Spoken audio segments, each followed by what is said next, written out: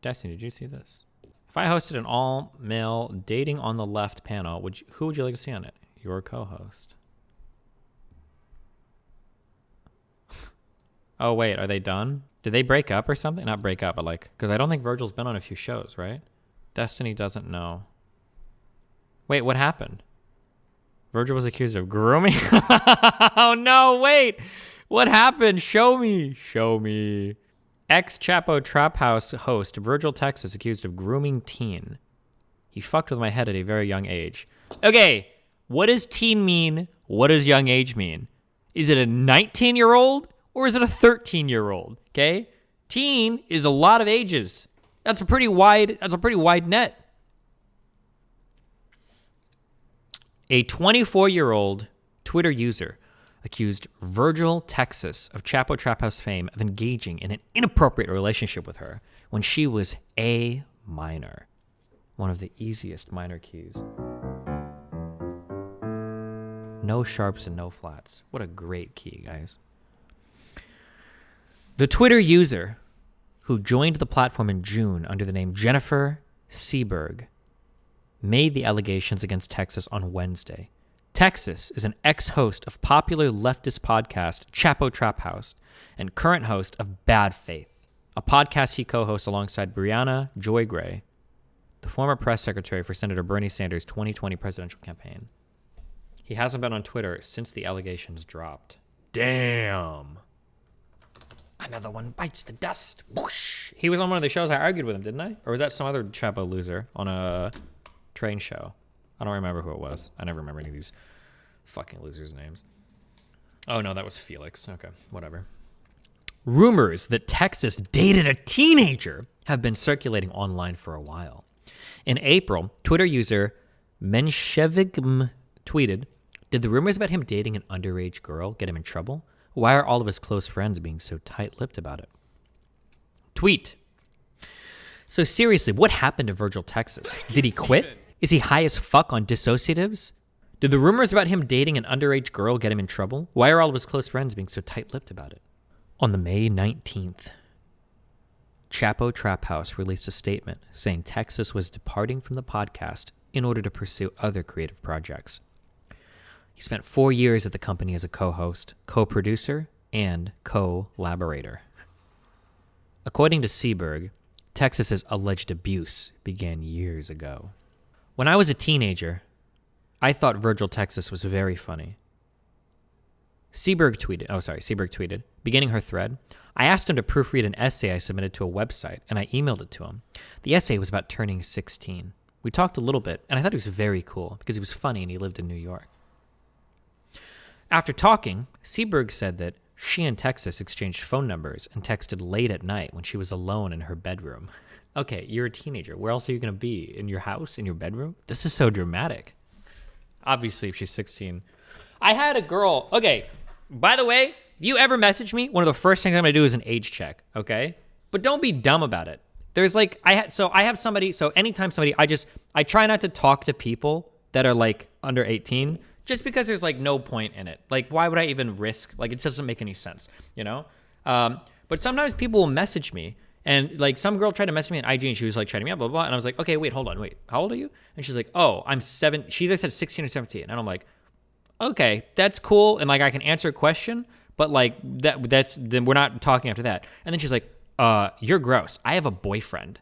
And I'm like, okay, that's cool. I'm just saying we're not like, yeah. And she's like, I can't even believe you think that. Would be like, okay, bitch. All right.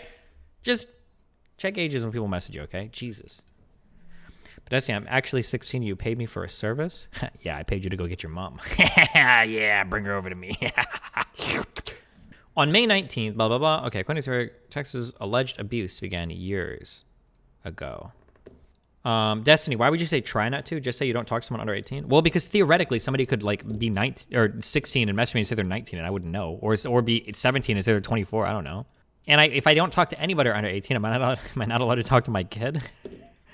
I'm sorry, Nathan. DM me in 8 years, kid. Too young. Ugh, that's weird. Stop. Okay, back to the article. The essay was about turning 16. We talked a little bit, and I thought he was very cool because he was funny and he lived in New York. After talking, Seberg said that she and Texas exchanged phone numbers and texted late at night when she was alone in her bedroom. She said they eventually began FaceTiming and talked often about his alleged girlfriend at the time, Marie Calloway. Marie Calloway? Blah, blah, blah, blah. Okay. After talking, we shared phone numbers and texted late at night when I was alone in my childhood bedroom. What? Okay, I want to believe. Okay, I want to believe because I hate Virgil. Okay, and you know what? This is probably true. But like, what are these expressions? I was sitting next to the bed that I was birthed in. As I texted Virgil, because glancing 100%. between the iPhone that was purchased for me for my 15th birthday and the carriage that I was rocked to sleep in, not only a decade ago. Like, what? Like, Jesus Christ, who's writing this shit? This reads like a hit piece? Yeah, seriously. My nimble little 15-year-old fingers scampered across the screen, sweaty as my body was undergoing all the pubescent changes that a young woman would expect as she's thrust into late adolescence. Like, I don't know. Jesus, chill, okay? Holy fuck. What are you doing? That turned into FaceTiming him and talking to me about Marie Calloway, who I think was his GF at the moment. I remember sent me a Soko song about a woman jealous of another woman. After Calloway left the picture, the FaceTimes increased, Seberg said in the thread. I believed that we were in a long-distance adult relationship as he requested things of that nature from me, she alleged. Seberg didn't want to give explicit details of what all happened during those FaceTime calls, but she said, I think you get the idea, and it was traumatizing to me for many years. Okay, why was it traumatizing? Okay, stop, okay? Chill, okay? Jesus Christ. After Marie left New York, Virgil and I started FaceTiming more regularly. If I recall, school was not in session for me, and I could stay up late with him on FaceTime. I believe that we were in a long-distance adult relationship. I recall that around that time of Rebel Girl, where Sam Hyde performed, I don't want to give explicit details of what happened over FT, FaceTime, but I think you get the idea, and it was traumatizing to me for many years. Okay.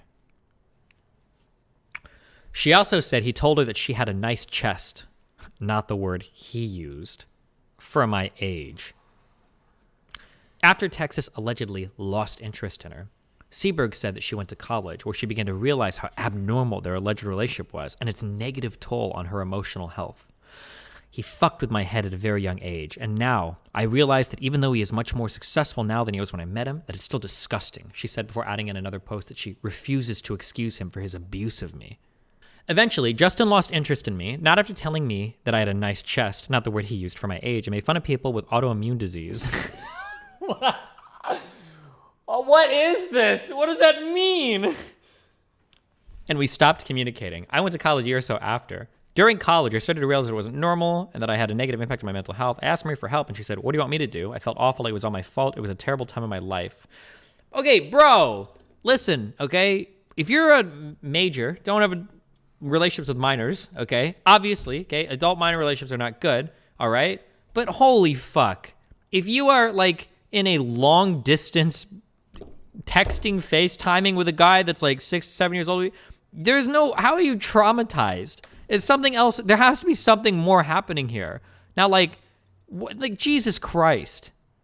I think a lot of these people... I really do feel like this. Man, I want some... We're going to go to school. We're going to get our clinical psych shit. I feel like a lot of these people are being, like, retroactively traumatized. I think that, like, somebody had an experience, and then all of our friends were like, oh, my God, bro, you got fucking, oh, my God, you haven't heard of FaceTime rape? That's what happened to you for FaceTime statutory. Like, dude, come on, really? You're traumatized? Like, what do you mean? It sounds like you sexted with a guy for a year, and nothing came of it, and he was older than you, which was bad on his end, and now you're like, I'm traumatized. Come on, really? She said she came forward with her story. What? The story is just summarizing her tweets. I tried to forget it for years until the Daily Caller emailed me asking me to talk about my relationship with Justin. I was terrified for weeks and felt disgusting because an awful publication was talking to me about my trauma to monetize it. I tried to forget about it after that. However, I started seeing him with AOC, with Chelsea Manning, with the Bernie staffer, and I started feeling like anything I ever said against him would immediately label me as conservative, pro-Trump, etc. Made me feel so disgusting that someone who was lauded as a champion of my political beliefs did this to me. He fucked with my head at a very young age, and now I realize that even though he's much more successful now than when I met him, it is still disgusting. Even though he believes the same things I believe, the things that are egalitarian and pro-worker, I refuse to excuse him for his abuse of me. I recommend all women in his path stay incredibly cautious. Thank you for listening. I'm sorry. I don't know, man. Seberg's testimony was met with mixed reactions. Many users thanked Seberg for coming forward and applauding her bravery in doing so. Everyone in DSA world has heard rumors about him doing things like this, and none of them ever cared. It's practically an open secret. Wow. Brave. She ended her thread by thanking those who followed along and urged all women in his path to stay incredibly cautious. Otherwise, he'll long-distance sext with you too and then stop talking to you. Oh, no.